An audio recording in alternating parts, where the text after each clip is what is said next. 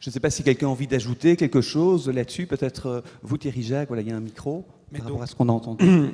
dans la foulée, et puisque vous nous invitiez à réagir à ce que Godefroy a montré, qui est quand même aujourd'hui le document fondateur de base qui guide l'évolution de l'enseignement.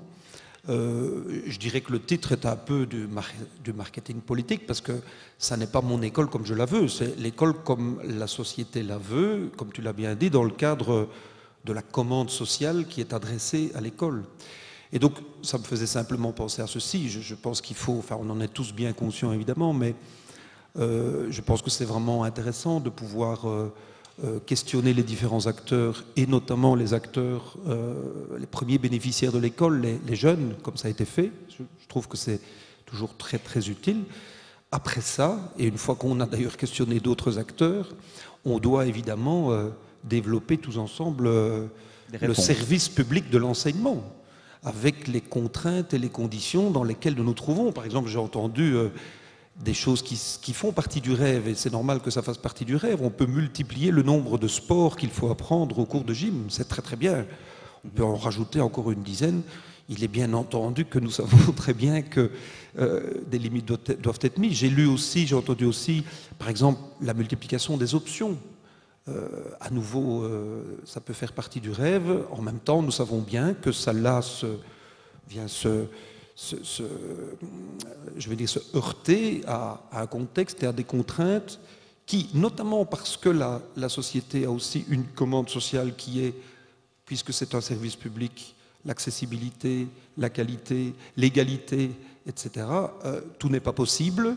Et si on veut que tout soit possible, on va évidemment favoriser certains au détriment des autres, et on va arriver vers un enseignement qui risque d'être un enseignement dual, ce que nous ne voulons pas. Donc, je voulais un peu insister là-dessus. Je pense en effet que le titre de la brochure est un titre qui fait plus du marketing et qui est un peu hypocrite. C'est la commande sociale adressée à l'école. Ce n'est pas l'école comme je la veux et comme les jeunes ont expliqué qu'ils la voulaient. Par rapport à cette commande sociale, encore une réaction, je pense, à Alain Keun. Oui. Il est vrai que le décret mission, et là je rejoins tout à fait les propos de mon collègue ici, visait toute une série d'objectifs qui sont excessivement variés. Mais dans la deuxième partie de ce même décret, mettait en place toute une série de structures qui concernaient essentiellement l'apprentissage, les actes d'apprentissage et les méthodologies et les phénomènes d'inspection et d'autres choses.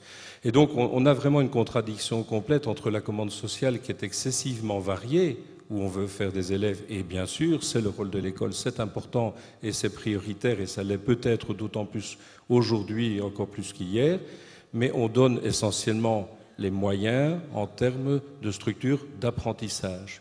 Il est d'ailleurs assez interpellant de regarder que dans tout ce qui a été rêvé au niveau des élèves, l'acte d'apprentissage, la pédagogie vient à la fin.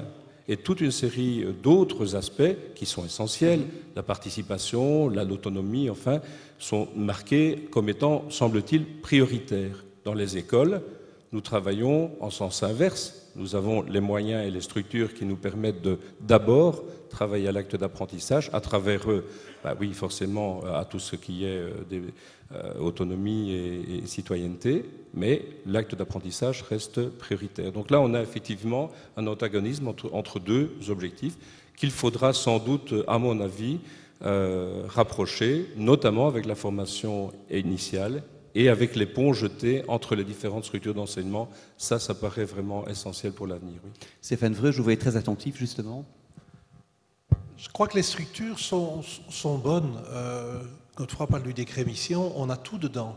Je pense que c'est un texte qui est un des mieux faits dans notre Constitution et dans ce qu'on a. Parce que tout est écrit. Il faut le faire vivre, ça c'est d'autres choses évidemment, hein, mais tout est écrit à ce niveau-là. Alors c'est vrai qu'entre le fondamental et le secondaire, les structures sont très différentes. Il ne faut pas jeter le bébé avec l'eau du bain, il y a des bonnes choses partout. C'est vrai que nous, dans le fondamental, on a sans doute plus de temps pour amener l'enfant à être citoyen, pour gérer des questions relationnelles qui se vivent évidemment autrement, chez les tout-petits que chez les plus grands, avec des structures qui permettent de prendre plus de temps, de travailler peut-être plus par projet, que dans des structures du secondaire. On en parlait tout à l'heure avant l'intervention. d'intervention dans les structures secondaires qui sont beaucoup plus cloisonnées. Ça, c'est une grande force. Je trouve que, pour moi, si je devais dire aussi mon rêve d'école, c'est vraiment dans la question de la communication. La communication avec les parents, on l'a dit tout à l'heure, et certainement dans les deux sens. Aussi de l'école vers les parents, pas rien que de la communication dans l'autre sens, et la communication à l'intérieur des équipes. On a sans doute la chance, certainement la chance, de nouveau par rapport au secondaire, d'avoir des petites structures, des plus petites structures, avec des équipes qui parfois sont des équipes de 3-4 personnes, dans des petites écoles qui vont jusqu'à des équipes de 30-40 personnes, c'est quand même pas énorme. Par contre, je trouve que ce qui nous manque, c'est du temps. C'est du temps de concertation, c'est du temps de travail, c'est du temps pendant lequel nos élèves sont pris en charge par d'autres structures. Et pensons à toute une série de structures externes à l'école qui existent et qui, pendant toute la journée scolaire, sont en attente que les enfants rentrent à la maison pour faire du sport, de la musique, de la danse et tout ce qu'on veut. Donc je pense que là, il y a certainement des partenariats qui sont à créer pour pouvoir sans doute nous libérer, nous, au niveau des équipes d'adultes, d'enseignants, de professionnels, pour réfléchir à toutes ces choses-là, parce que je pense que les idées, on les a. Le tout, c'est de savoir les vivre et de savoir, comme je disais tout à l'heure, les insérer dans un créneau horaire qui est quand même un créneau extrêmement limité. Godefroy Cartevels, peut-être encore un mot là-dessus? Oui, ça va rejoindre des choses qui viennent d'être dites. Donc, ce qui est évidemment frappant dans le petit film que nous avons eu et dans le texte qui était à la base du petit film, c'est la description d'une école, j'ai entendu, lieu convivial, sans arbitraire, où tout peut se dire, mais avec la manière, ouvert de 7 à 19 heures, des écoles où il y a du sport, du yoga, où il y a des sorties, on connaît les profs en dehors de l'école. Ce qui me frappe, c'est comme s'il y avait eu une espèce de déplacement du lieu d'harmonie qui serait comme passé de la famille vers l'école. Lié, mais là je fais peut-être de la sociologie à 5 francs, lié probablement à la crise du modèle familial classique. Mais c'est très frappant, c'est qu'on a l'impression qu'il y a comme un déplacement du lieu où on va être bien et totalement bien.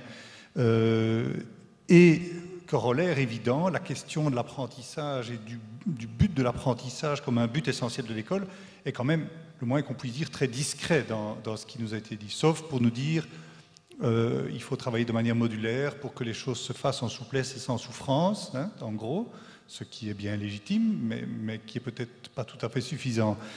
Et donc je trouve que ce que nous avons entendu nous ramène finalement à la question de base, qui est de dire qu'est-ce que c'est une école? Quelles sont les conditions minimales pour qu'une école puisse assurer sa mission? Et je reviens à ce que nous disait Marcel Gauchet, avec qui nous avons beaucoup travaillé ici à propos de la démocratie. Il disait « La démocratie ne génère pas automatiquement, spontanément, ce qui est nécessaire pour se reproduire. Elle génère des individus libres, mais qui n'ont pas nécessairement d'encore faire du collectif. » Mais je crois qu'il faut être vigilant, parce qu'au niveau de l'école, toute chose étant... il faut voir les choses raisonnablement, mais la question se pose peut-être dans des termes qui ne sont pas aussi éloignés que ça.